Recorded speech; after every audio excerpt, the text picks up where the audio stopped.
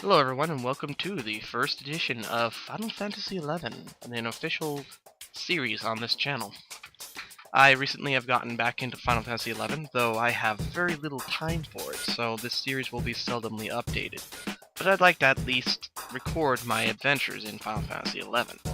At least like the quests and stuff that you do in it. Most of the series will be post-commentary. I do not really think I'd like to do during it, unless we had like maybe a voice chat going on with the group, but I very highly doubt that would happen. Though if it did, it would be awesome. And much easier to do things.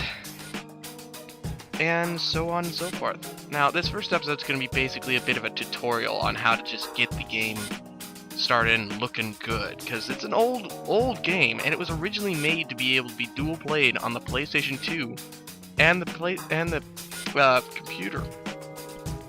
So it's a pretty big deal there. So first of all, after you've downloaded and installed the game, which will take forever because it's an MMO, and MMOs are ridiculously huge file sizes. This is not testament to just Final Fantasy XI. Every single MMO has a huge file size. Alright, so moving on. You'll want to go to your My Computer, your C drive, program files. If you have a 32-bit program file, or sorry, 32-bit computer, your program files will not have this little extension. You'll just have the normal program files. This is for a 64-bit computer. It'll be slightly different. Go on down to, where is it? Play Online. Then into Square Enix, Final Fantasy XI, and then whatever tools is your country. Basically your computer is based out of. For instance, if you have a Japanese computer, you would use just normal tools, which has the Japanese settings in it. If your computer was created in in Europe, you would use the Europe tools here. This includes Australia, and I think most of, I think maybe Asia. I don't know. But anyway, basically, if you use a European computer, use your European settings. And then, of course, for me, as I am in the US, I use US. A lot of these aren't really important. The one thing that you want to take note of is FF11 config. I run as administrator just because I always tend to do that. Now, there are a few things you want to do. First of all, start in windowed mode is a very, very nice thing.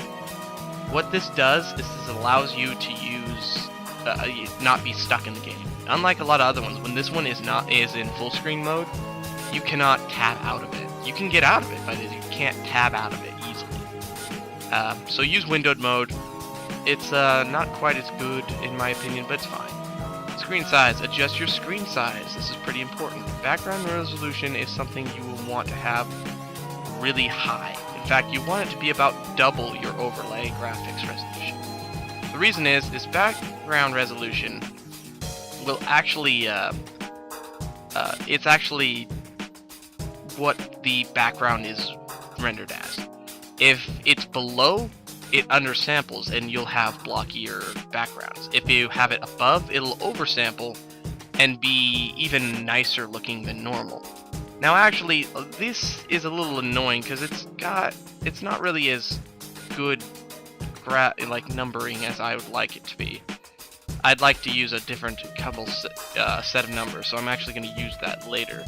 Textures, go ahead and adjust these and so on and so forth, but essentially what I've just done is the important part. I'm going to go ahead and open this, and I've turned off that. Good. I'm actually going to undo a lot of this stuff, mainly because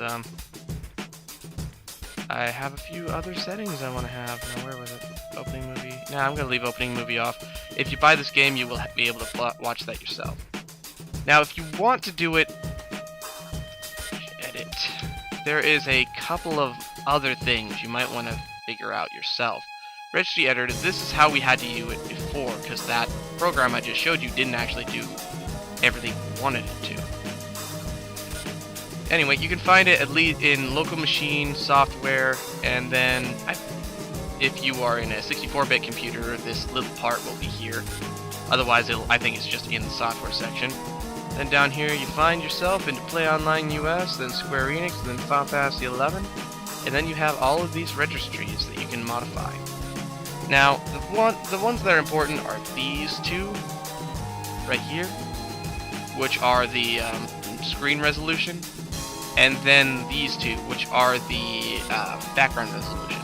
And you see, I pretty much just doubled what the screen resolution is from here, and that's what I wanted to use. That's why I didn't say OK before, because it would have set that. And one of these is the movie somewhere, and I think this is like the menu resolution, which I probably will change eventually, because the menu resolution I have is actually pretty small. Kind of bothersome. Actually, I have it set to the wrong one. For changing any of these registries, first of all, go look up the guide on FF11 Wiki for changing the Final Fantasy 11 ones. And second, always remember that there's a difference between hexadecimal and decimal. Decimal is the numbers we're used to using. These are the ones that you can actually just change with like 1s and 3s.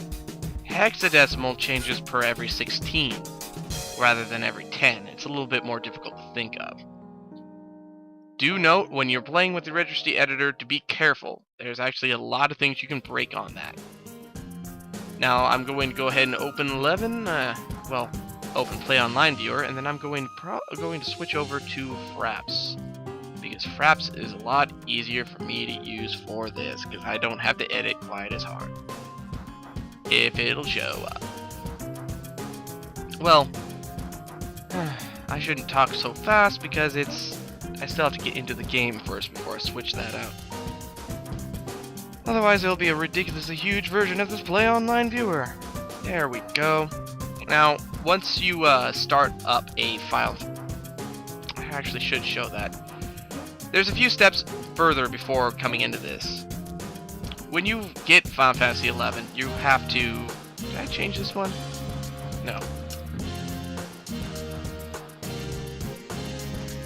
I hope that changes it for you. There's a couple of things you have to do online. You have to go to Square Enix's when you actually buy a content ID for this game. They'll begin the automatic charges to your account, which is 12 base plus $1 per character you have. Now, normally, that sounds terrible, because, oh no, I'm losing, I can't have more than one character to get charged more. Well, two things. First of all, it's $15 a month for World of Warcraft, so you're already still paying less. So don't worry that much. You'd have to have like 4 characters to actually have a problem with that. Second, you can do everything you want with one character. One character can be anything in this game, which is one of the things I love about it. Instead of having a bunch of different characters, you have one character that all your friends can identify as you. Now, a lot of people still have multiple characters, but stuff happens. Anyway, so once you have a content ID, you can go ahead and enter the game. Then update, because doesn't let you update until you actually get to this point, which is annoying. But hey, I've already updated. And I love that message that says, don't forget your school. Oh, looky, an update. I forgot. Well, anyway, when I come back, we'll go ahead and enter the game, and I will go ahead and show off a little bit more on this little tutorial.